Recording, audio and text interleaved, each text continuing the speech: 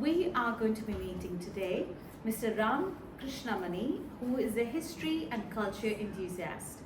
And he has been actually engaged in serious academic research. And I'm looking at his book as we speak, and this is to do with classical dance. And it's a book on Bharatanatyam. It's titled Shall We Dance? Sensing Visual Karanas. Welcome. Thank you so much. Thank you for having me.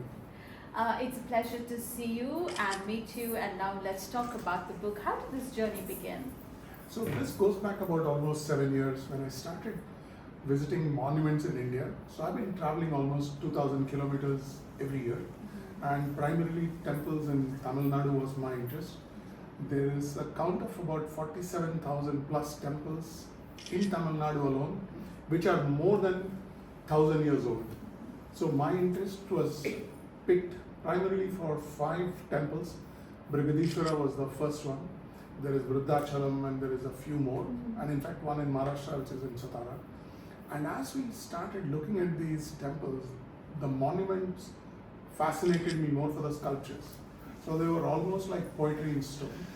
So having spent this amount of time, I said, okay, there must be more to it. So I started reading Natya Shastra. So it took me about a good 1.5 years to get through the whole Natya Shastra part. And then I was looking at Padma Subramanian's book and a couple more books which She was specializes in the temple sculptures. Yeah. regarded as one of the highest civilian awardees on dance from performing arts perspective. There are a lot of performing arts perspective on Mrinali, Sarabai and Vajantimala if you go back, and she's the one who actually performed at the Ram Mandir at the age of 92, doing a Aramandi and a full Mandi, which is like improbable ones I can even imagine. So that journey culminated with looking at what is available for the Indian diaspora, which will basically help them pick up Bharatanatyam, but also understand what is the origins of it. And then I didn't want to stop there. It took me to Vedic astronomy, and then I went into the science of sound, went into the Natya Shastra base, which is the Rasa Sutra. So 2 chapters took me about close to 1 year to write, a total of 5 years in research. So this is the output. So in total, how many years did it take for you to take? 5 years.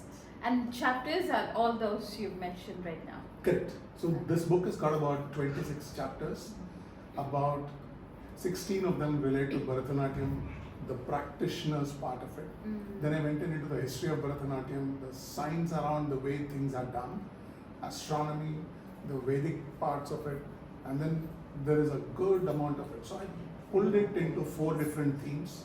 One was, who are we in the cosmos? Where are we in the cosmos? That's part 1 and 1A and 1B. Second one is the whole practice of the Bharatanatyam. The third part dealt with the traditional Guru Sishya Parampara, which was important for us to position India outside India and for the Western audience to get a feel of it. So I'm based out of Metro DC area, which is 22 miles north of White House for geological location, if you like. So the third part was the Sishya Parampara. And the fourth one was, I've been doing yoga for some time, but I had an Achilles tendon rupture and I had to stop abruptly. But there is a big concept, and one of my friends called Dr. Bindu Shankar, she's actually done her dissertation, her PhD on the dance imagery of South Indian temples, where she talks about the Vimana and the Garbhagriha to be the ones which are responsible for the awakening of the Kundalinis, and in fact even the Kundalini awakening, which is the highest form. So that I wanted to put it to dance, divinity and moksha. So where we are, the performing arts, the culture, and then the divinity part of it. So that is the 4 themes in it. Beautiful. And all this part of journey just started with you visiting temples. Correct. 2017 to be very precise. I did about 17 monuments in about 12 days. And I stayed back in Khajuraho for an extended period of time. So I've got a couple of books coming up. One is on the science of building temples on Agama Shastras. That's slightly thicker than this, about 700 pages, 56 chapters. So this book eventually is more like 108,000 words, 40 primary resources for research, 80 secondary, 725 plus photographs, 300 I personally shot. and 3 kilos of weight. So it helps if you want to put it as a coffee table with legs, it becomes a coffee table. But you want people to read it.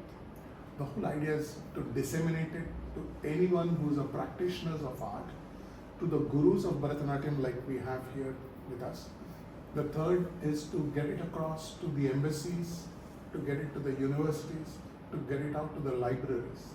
So that is one. I just started getting into 4 different universities in the United States. I have speaking engagements going back to MIT. There's one in Georgia Tech, one in University of Georgia and UT Dallas.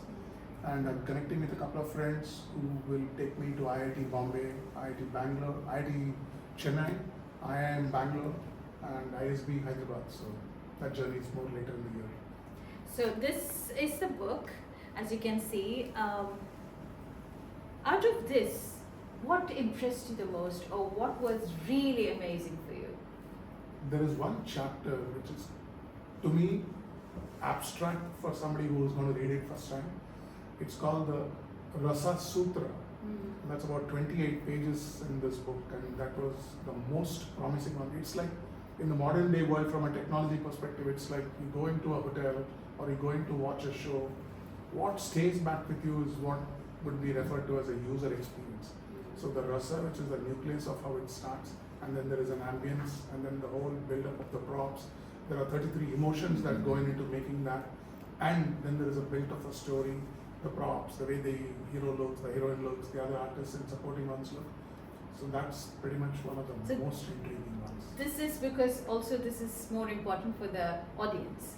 It's primarily, that's why I said it's a user experience. What you carry out after a show like this is what is important for us. Which is true for all performances. So it's very international and must be a very ancient study which is studied or brought out centuries ago. Centuries would be an understatement. Yeah. Because there is one chapter in which I've basically gone back to the image from the Archaeological Society of India where they found a dancing Harappan girl. The carbon dating of that, because it's made out of porcelain, was about 600 BC to 900 BC. Okay. So if the antiquity of the Harappan girl, and she's got bangles right from her anklet, goes all the way to the wrist, and she's got a hair tied up in a bun, and that's a good 14 to 12 inches statue. So if somebody were to make a portrait going back in time which carbon dates to 900 BC, then there must be the knowledge of that going back at least by a millennium. So I would expect this should be about 3 million, and we should be able to get more inputs from our dance gurus here. Very true.